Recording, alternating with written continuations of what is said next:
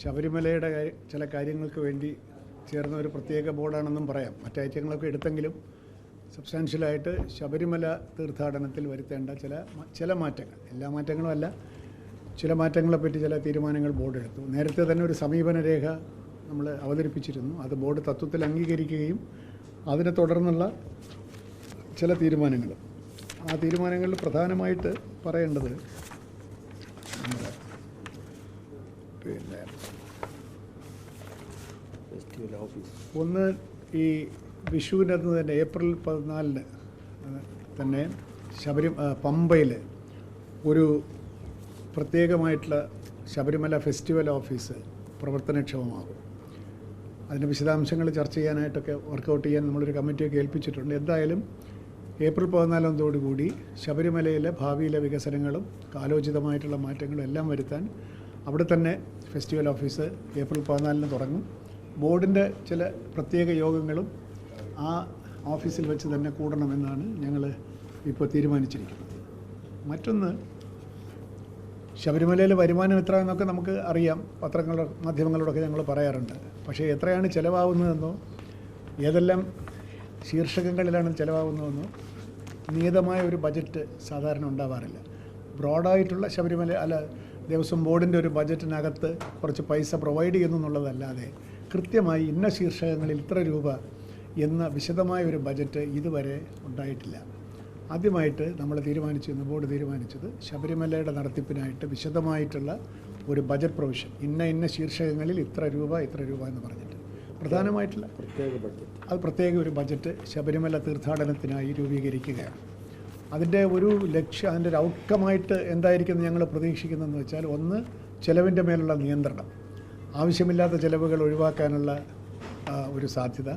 രണ്ട്, വരുമാനത്തിൽ ചോർച്ച ഉണ്ടെങ്കിൽ അത് കണ്ടുപിടിക്കാനും വരുമാനം വർദ്ധിപ്പിക്കാനും, അല്ലെങ്കിൽ ചോർച്ച പോകുന്ന വരുമാനം ഇല്ലാതാക്കാനും ഒക്കെ ആ ചോർച്ച ഒഴിവാക്കാൻ നമുക്ക് സാധിക്കും. അതാണ് ആ ബജറ്റ് കൊണ്ടുള്ള പ്രയോജനം. മാത്രവുമല്ല, ഈ കൂടെ ഇങ്ങനെ അഡ്വാൻസ് കൊടുക്കുക തുടങ്ങിയ കാര്യങ്ങളൊക്കെ മാറും. ഫെസ്റ്റിവൽ കഴിഞ്ഞാൽ ഉടനെ തന്നെ വരവ് ചിലവ് കണക്കുകൾ നമുക്ക് ഓഡിറ്റ് ചെയ്തിട്ട് കിട്ടാൻ സാധിക്കും. അങ്ങനെ ചില കാര്യങ്ങളിൽ ഒരു പ്രൊഫഷണലായിട്ടുള്ള മാറ്റങ്ങൾ അവിടെ വരികയാണ്. മറ്റൊരു കാര്യം, ഈ തീർത്ഥാടനം അങ്ങോട്ട് തുടങ്ങി കഴിയുമ്പം കച്ചവടക്കാർ ഒരുപാട് ഹോട്ടലുകൾ, ബൂത്തുകളൊക്കെ എടുക്കുന്നുണ്ടല്ലോ. അവർക്കെല്ലാം ഓരോ പരാതികളാണ്. പിന്നെ പോലീസുകാർ ഞങ്ങളെ ആളെ അങ്ങോട്ട് വിട്ടില്ല, അത് പറയുന്നതോടൊപ്പം അവർ ചെയ്യേണ്ട പല കാര്യങ്ങളും പലപ്പോഴും ഈ കുത്തക ലേലം എടുക്കുന്നവർ ചെയ്യുന്നില്ല. അത് പ്രധാനമായിട്ടും ശുചീകരണത്തിൻ്റെ കാര്യത്തിൽ, അവിടുത്തെ ജീവനക്കാരുടെ ഹെൽത്ത് സ്റ്റേറ്റസിൻ്റെ കാര്യത്തിൽ അവർ ഹെൽത്തിൻ്റെ ക്ലിയറൻസ് എടുത്തോ, അതുപോലെ തന്നെ അവർ ഇലക്ട്രിക്കൽ സേഫ്റ്റി, ഫയർ സേഫ്റ്റിയുടെ കാര്യത്തിലൊക്കെ സ്റ്റാറ്റ്യൂട്ടറി കംപ്ലയൻസ് നടത്തിയിട്ടുണ്ടോ തുടങ്ങി ഒരുപാട് കാര്യങ്ങളിൽ ഈ അവ്യക്തത നിലവിലിരിക്കുകയാണ്. അത് നമ്മുടെ ടെൻഡർ ഡോക്യുമെൻറ്റിലുമുണ്ട്, കരാറിലുമുണ്ട്. ഇത് മുഴുവൻ പുനഃപരിശോധിക്കുകയാണ്. ഇപ്പോൾ കിഫ്ബിയോ അല്ലെങ്കിൽ മറ്റ് പല സ്ഥാപനങ്ങളുമൊക്കെ ചെയ്യുന്ന പുതിയ തരത്തിലുള്ള ടെൻഡർ വ്യവസ്ഥകളും കരാർ വ്യവസ്ഥകളിൽ കുറച്ച് വ്യക്തതയും ഒക്കെ വരത്തക്ക രീതിയിൽ ഒരു മോഡേൺ ടെൻഡറിങ് സിസ്റ്റത്തിലേക്ക് പോവുകയാണ്. ഓബ്ലിഗേഷൻസ് ഉണ്ടാവും, ഞങ്ങൾക്കും ഓബ്ലിഗേഷൻ ഉണ്ടാവും, അവർക്കും ഉണ്ടാവും.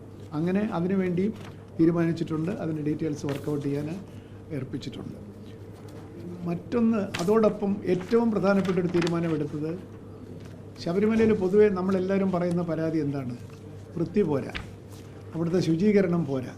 ശുചീകരണം സാധാരണ ചെയ്യുന്നത് പത്തനംതിട്ട കളക്ടർ വഴി നമ്മളൊരു വിശുദ്ധി സേന എന്ന് പറഞ്ഞിട്ട് തമിഴ്നാട്ടിൽ നിന്ന് കുറച്ച് ജീവനക്കാർ വരും, അവരവിടെയൊക്കെ തൂത്തുവാരും. അവർ ചൂലും കൊണ്ട് അവിടേക്കാണ് തൂത്തുവാരും, അവർ ഭംഗിയായിട്ട് ചെയ്യുന്നുണ്ടില്ലെന്നല്ല. പക്ഷേ തൂത്തുവാരലിന് അപ്പുറത്തേക്ക് ശബരിമലയിലെ ശുചീകരണത്തിന് ഉയർത്തണം. അതിനെന്ത് വേണമെന്ന് വെച്ചാൽ, നേരത്തെ തന്നെ കോടതിയും പറഞ്ഞു, നമ്മളൊക്കെ തീരുമാനിച്ചിട്ടുണ്ട്, ശബരിമല പ്ലാസ്റ്റിക് ഫ്രീ ആണ്, അത് എൻവയോൺമെൻറ്റ് ഫ്രണ്ട്ലി ആവണം, ഈ മാലിന്യങ്ങൾ സോഴ്സിൽ തന്നെ വിഭജിക്കണം, സെഗ്രിഗേറ്റ് ചെയ്യണം. ഇൻസിനറേറ്റർ ഉണ്ട് അവിടെ. ഇൻസിനറേറ്ററിൽ എന്തുകൊണ്ടിടാം, കിട്ടുന്നെല്ലാം കൂടെ ഇൻസിനറേറ്ററിൽ ഇട്ടിട്ട് ഇൻസിനറേറ്റർ തന്നെ കപ്പാസിറ്റിയിലല്ല വർക്ക് ചെയ്യുന്നത്. അപ്പോൾ ഇത്തരത്തിലുള്ള കാര്യങ്ങളിൽ ഈ പറഞ്ഞ കരാറിനകത്ത്, കരാറുകാരുമായിട്ടുള്ള കരാറിലൊക്കെ തന്നെ, അതിൽ ഞങ്ങളുടെ അവിടെ നിന്നുള്ള മാലിന്യം, ഞങ്ങളുടെ മെസ്സിൽ നിന്നുള്ള മാലിന്യം ഒക്കെ തന്നെ സോഴ്സിൽ സെഗ്രിഗേറ്റ് ചെയ്ത് പലതരത്തിലുള്ള ശാസ്ത്രീയമായ രീതിയിൽ അതിനെ കമ്പോസ്റ്റ് ചെയ്യണമെങ്കിൽ കമ്പോസ്റ്റ് ചെയ്യുക, ഇൻസിനറേറ്ററിൽ ഇടണമെങ്കിൽ ഇടാം, പ്ലാസ്റ്റിക് അവിടെ നിന്ന് കൊണ്ടുപോകണമെങ്കിൽ പോകണം. ഇതിനൊരു ഡീറ്റെയിൽഡ് പ്രോട്ടോക്കോൾ തയ്യാറാക്കാൻ തീരുമാനിച്ചിരിക്കുകയാണ്. ടു ദി എക്സ്റ്റെൻറ്റ് ശുചീകരണത്തിന് വേണ്ടി ശബരിമലയുടെ ഒരു പുതിയ പ്രോട്ടോക്കോൾ ഉണ്ടാവണം. നമ്മൾ എവിടെയെങ്കിലും ഉള്ളത് എടുത്ത് അവിടെ കോപ്പി ചെയ്താൽ ശബരിമലയിൽ ഇത് പ്രാബല്യത്തിൽ വരില്ല. അതുകൊണ്ട് ഇപ്പോൾ ശുചിത്വ മിഷനുമായിട്ട് നമ്മളൊരു ചർച്ച നടത്തി, എക്സ്പേർട്സുമായിട്ട് ചർച്ച നടത്തി ഒരു ഡീറ്റെയിൽഡ് പ്രോട്ടോക്കോൾ ഉണ്ടാവും എന്ന് പറഞ്ഞ് ജീവനക്കാരെ ഒഴിവാക്കുന്നു എന്നല്ല അതിൻ്റെ അർത്ഥം. അവരുടെ ജോലി is one of the various activities.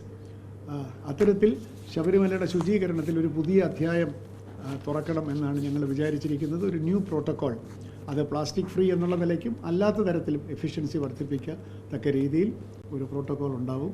അത് അതാണ് മറ്റൊരു സംഗതി.